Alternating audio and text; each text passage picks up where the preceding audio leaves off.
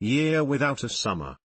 The year 1816 AD is known as the year without a summer because of severe climate abnormalities that caused average global temperatures to decrease by 0.4 to 0.7 degrees Celsius, 0.7 to 1 degree Fahrenheit.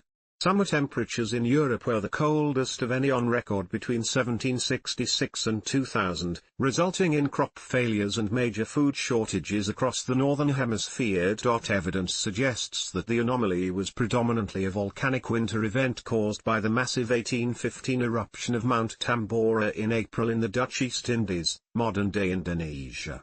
This eruption was the largest in at least 1,300 years, after the hypothesized eruption causing the volcanic winter of 536. Its effect on the climate may have been exacerbated by the 1814 eruption of Mayon in the Philippines.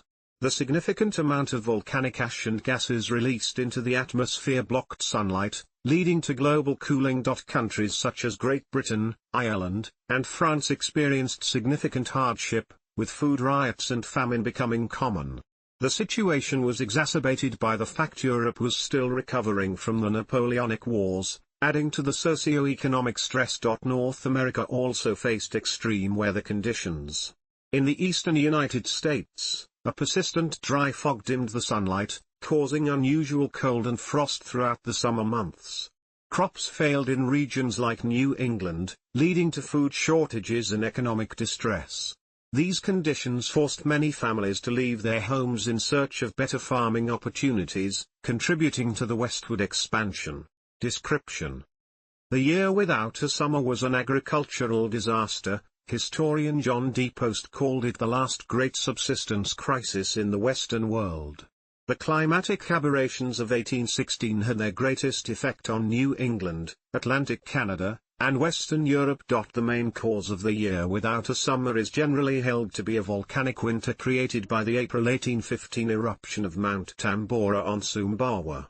The eruption had a volcanic explosivity index, VI, ranking of 7, and ejected at least 37 cubic kilometers, 8.9 cubic miles, of dense rock-equivalent material into the atmosphere. It remains the most recent confirmed VI7 eruption to date. Other large volcanic eruptions, of at least VI4, around this time include the 1808 Mystery eruption in the southwestern Pacific Ocean. 1812, La Soufriere on St. Vincent in the Caribbean. 1812, Awu in the Sangi Highlands, Dutch East Indies. 1813, Su'u-ano Sejima in the Ryukyu Islands. 1814, Mayon in the Philippines. These eruptions had built up a substantial amount of atmospheric dust, and thus temperatures fell worldwide as the airborne material blocked sunlight in the stratosphere. According to a 2012 analysis by Berkeley Earth, the 1815 Tambora eruption caused a temporary drop in the Earth's average land temperature of about 1 degree Celsius. Smaller temperature drops were recorded from the 1812 to 1814 eruptions. The Earth had already been in a centuries-long period of cooling that began in the 14th century. Known today as the Little Ice Age, it had already caused considerable agricultural distress in Europe. The eruption of Tambora occurred near the end of the Little Ice Age, exacerbating the background global cooling of the period. This period also occurred during the Dalton minimum, a period of relatively low solar activity from 1790 to 1830. May 1816 had the lowest Wolf number, 0.1, to date since records on solar activity began. It is not yet known, however, if and how changes in solar activity affect Earth's climate, and this correlation does not prove that lower solar activity produces global cooling. Africa. No direct evidence for conditions in the Sahel region have been found, though conditions from surrounding areas have implied above normal rainfall. Below the Sahel, the coastal regions of West Africa likely experienced below normal levels of precipitation. Severe storms affected the South African coast during the Southern Hemisphere winter. On July 29 to 30, 1816, a violent storm occurred near Cape Town, which brought forceful northerly winds and hail and caused severe damage to shipping. Asia. The monsoon season in China was disrupted, resulting in overwhelming floods in the Yangtze Valley. Fort Chuancheng reported fields disrupted by frost and conscripts deserting as a result. Summer snowfall or otherwise mixed precipitation was reported in various locations in Jiangxi and Anhui. In Taiwan, snow was reported in Hsinchu and Miaoli, and frost was reported in Changhua. A large-scale famine in Yunnan helped reverse the fortunes of the ruling Qing dynasty.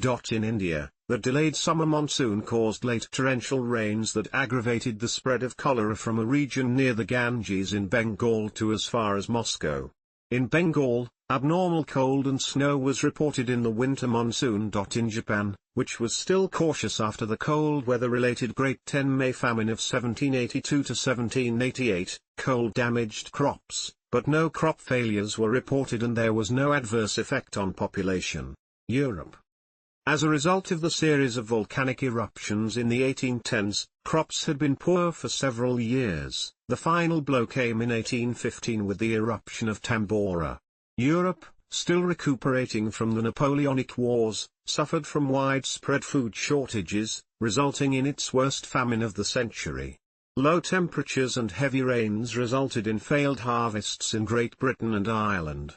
Famine was prevalent in North and Southwest Ireland, following the failure of wheat, oat, and potato harvests. Food prices rose sharply throughout Europe. With the cause of the problems unknown, hungry people demonstrated in front of grain markets and bakeries. Food riots took place in many European cities. Though riots were common during times of hunger, the food riots of 1816 and 1817 were the most violent period on the continent since the French Revolution. Between 1816 and 1819, major typhus epidemics occurred in parts of Europe, including Ireland, Italy, Switzerland, and Scotland, precipitated by the famine. More than 65,000 people died as the disease spread out of Ireland. The long-running Central England temperature record reported the 11th coldest year on record since 1659, as well as the third coldest summer and the coldest July on record. Widespread flooding of Europe's major rivers is attributed to the event, as is frost in August. Hungary experienced snowfall colored brown by volcanic ash. In northern Italy, red snow fell throughout the year. In western Switzerland, the summers of 1816 and 1817 were so cold that an ice dam formed below a tongue of the Giatra glacier in the Val de Bagnes, creating a lake. Despite engineer Ignaz Venetz's efforts to drain the growing lake, the ice dam collapsed catastrophically in June 1818, killing 40 people in the resulting flood. North America. In the spring and summer of 1816, a persistent dry fog was observed in parts of the eastern United States. The fog reddened and dimmed sunlight such that sunspots were visible to the naked eye. Neither wind nor rainfall dispersed the fog, retrospectively characterized by Clive Oppenheimer as a stratospheric sulfate aerosol veil. The weather was not in itself a hardship for those accustomed to long winters. Hardship came from the weather's effect on crops and thus on the supply of food and firewood. The consequences were felt most strongly at higher elevations, where farming was already difficult even in good years. In May 1816, frost killed off most crops in the higher elevations of Massachusetts, New Hampshire, Vermont, and upstate New York. On June 6, snow fell in Albany, New York, and Dennisville, Maine. In Cape May, New Jersey, frost was reported 5 nights in a row in late June, causing extensive crop damage. Though fruit and vegetable crops survived in New England, corn was reported to have ripened so poorly that no more than a quarter of it was usable for food, and much of it was moldy and not even fit for animal feed. The crop failures in New England, Canada, and parts of Europe caused food prices to rise sharply. In Canada, Quebec ran out of bread and milk, and Nova Scotians found themselves boiling foraged herbs for sustenance. Sarah Snell Bryant, of Cummington, Massachusetts, wrote in her diary, "Weather backward." At the church family of Shakers near New Lebanon, New York, Nicholas Bennett wrote in May 1816 that all was frozen, the hills were barren like winter. Temperatures fell below freezing almost every day in May. The ground froze on June 9. On June 12, the Shakers had to replant crops destroyed by the cold. On July 7, it was so cold that all of their crops had stopped growing. Salem, Massachusetts physician Edward Holyoke, a weather observer and amateur astronomer, while in Franconia, New Hampshire, wrote on June 7, "Exceedingly cold. Ground frozen hard, and squalls of snow through the day. Icicles 12 inches long in the shade of noonday." After a lull, by August 17, Holyoke noted an abrupt change from summer to winter by August 21, when a meager bean and corn crop were killed. "The fields," he wrote, "were as empty and white as October." The Berkshires saw frost again on August 23, as did much of New England and upstate New York. Massachusetts historian William G. Atkins summed up the disaster: "Severe frosts occurred every month. June 7 and 8 snow fell, and it was so cold that crops were cut down, even freezing the roots. In the early autumn, when corn was in the milk, it was so thoroughly frozen that it never ripened and was scarcely worth harvesting. Breadstuffs were scarce and prices high, and the poorer class of people were often in straits for want of food." It must be remembered that the granaries of the Great West had not then been opened to us by railroad communication, and people were obliged to rely upon their own resources or upon others in their immediate locality. In July and August, lake and river ice was observed as far south as northwestern Pennsylvania. Frost was reported in Virginia on August 20 and 21. Rapid, dramatic temperature swings were common, with temperatures sometimes reverting from normal or above normal summer temperatures as high as 95 degrees Fahrenheit, 35 degrees Celsius, to near freezing within hours. Thomas Jefferson, by then retired from politics to his estate at Monticello, sustained crop failures that sent him further into debt. On September 13, a Virginian newspaper reported that corn crops would be 1/2 to 2/3 short, and lamented that the cold as well as the drought has nipped the buds of hope. A Norfolk, Virginia, newspaper reported, "It is now the middle of July, and we have not yet had what could properly be called summer. Easterly winds have prevailed for nearly 3 months past, the sun during that time has generally been obscured and the sky overcast with clouds, the air has been damp and uncomfortable, and frequently so chilling as to render the fireside a desirable retreat." Regional farmers succeeded in bringing some crops to maturity, but corn and other grain prices rose dramatically. The price of oats, for example, rose from 12 cents per bushel in 1815 to 92 cents per bushel in 1816. Crop failures were aggravated by inadequate transportation infrastructure, with few roads or navigable inland waterways and no railroads. It was prohibitively expensive to import food in most of the country. Maryland experienced brown, bluish, and yellow snowfall in April and May, colored by volcanic ash in the atmosphere. South America. A newspaper account of northeastern Brazil was published in the United Kingdom by an arrival at Liverpool. We have received accounts from Pernambuco of the 8th of February, which state that a most uncommon drought has been experienced in the tropical regions of the Brazils, or that part of the country between Pernambuco and Rio de Janeiro. By this circumstance all the streams had been dried up, the cattle were dying or dead, and all the population emigrating to the borders of the great rivers in search of water. The greatest distress prevailed, provisions were wanting, and the mills completely at a stand. They have no windmills, so that no corn could be ground. Vessels have been sent from Pernambuco to the United States to fetch flour, and what had tended to increase this distress was the interruption of the coasting trade through the dread of war with Buenos Aires. Societal effects. High levels of tephra in the atmosphere caused a haze to hang over the sky for several years after the eruption, and created rich red hues in sunsets. Paintings during the years before and after seem to confirm that these striking reds were not present before Mount Tambora's eruption, and depict moodier, darker scenes, even in the light of both the sun and the moon. Caspar David Friedrichs The Monk by the Sea, ca. 1808 to 1810, and Two Men by the Sea, 1817, indicate this shift of mood. A 2007 study analyzing paintings created between the years 1500 and 1900 around the times of notable volcanic events found a correlation between volcanic activity and the amount of red used in the painting. High levels of tephra in the atmosphere led to spectacular sunsets during this period, as depicted in the paintings of J.M.W. Turner, and may have given rise to the yellow tinge predominant in his paintings such as Chichester Canal, 1828. Similar phenomena were observed after the 1883 eruption of Krakatoa, and on the west coast of the United States following the 1991 eruption of Mount Pinatubo. The lack of oats to feed horses may have inspired the German inventor Karl Dries to research new ways of horseless transportation, which led to the invention of the Draisen and velocipede, a precursor of the bicycle. The crop failures of the year without a summer may have shaped the settlement of the Midwestern United States, as many thousands of people left New England for western New York and the Northwest Territory in search of a more hospitable climate, richer soil, and better growing conditions. Indiana became a state in December 1816, and Illinois did 2 years later.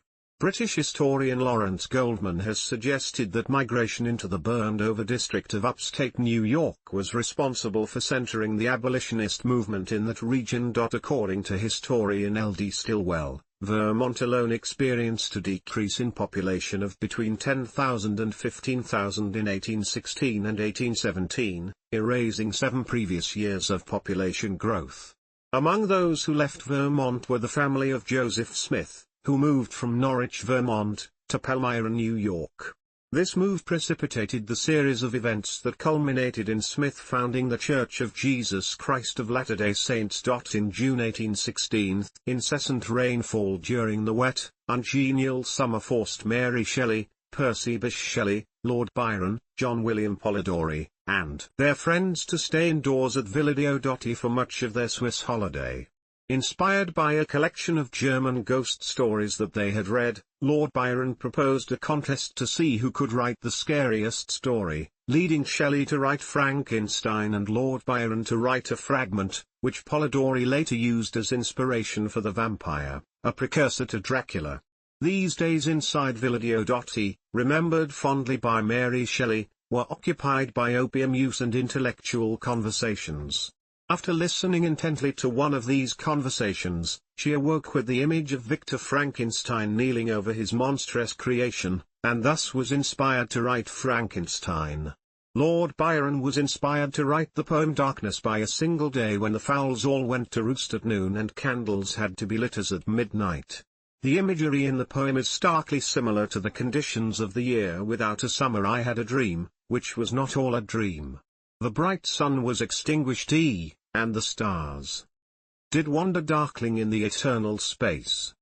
Rayless, and pathless, and the icy earth swung blind and blackening in the moonless air. Morn came and went, and came, and brought no day. Justus von Liebig, a chemist who had experienced the famine as a child in Darmstadt, later studied plant nutrition and introduced mineral fertilizers. Comparable events. October catastrophe. The 1628 to 1626 BC climate disturbances, usually attributed to the Minoan eruption of Santorini. The Hekla III eruption of about 1200 BC, contemporary with the historical Bronze Age collapse. The Hartepe eruption, sometimes referred to as the Taupo eruption, around AD 180. The winter of 536 has been linked to the effects of a volcanic eruption, possibly at Krakatoa, or of Ilopango in El Salvador. The Heaven Lake eruption of Baekta Mountain between modern-day North Korea and the People's Republic of China, in 969, plus-minus 20 years, is thought to have had a role in the downfall of Balhae. The 1257 Samalas eruption of Mount Rinjani on the island of Lombok in 1257. The 1452–1453 Mystery eruption has been implicated in events surrounding the fall of Constantinople in 1453. An eruption of Huayna Putina, in Peru, caused 1601 to be the coldest year in the Northern Hemisphere for 6 centuries, see Russian famine of 1601 to 1603, 1601 consisted of a bitterly cold winter, a cold, frosty, non-existent spring, and a cool, cloudy, wet summer. An eruption of Loki, in Iceland, was responsible for up to hundreds of thousands of fatalities throughout the Northern Hemisphere, over 25,000 in England alone, and one of the coldest winters ever recorded in North America, 1783 to 1784. Long-term consequences included poverty and famine that may have contributed to the French Revolution in 1789. The 1883 eruption of Krakatoa caused average Northern Hemisphere summer temperatures to fall by as much as 1.2 degrees Celsius, 2.2 degrees Fahrenheit. One of the wettest rainy seasons in recorded history followed in California during 1883 to 1884. The eruption of Mount Pinatubo in 1991 led to odd weather patterns and temporary cooling in the United States, particularly in the Midwest and parts of the Northeast. Every month in 1992 except for January and February was colder than normal.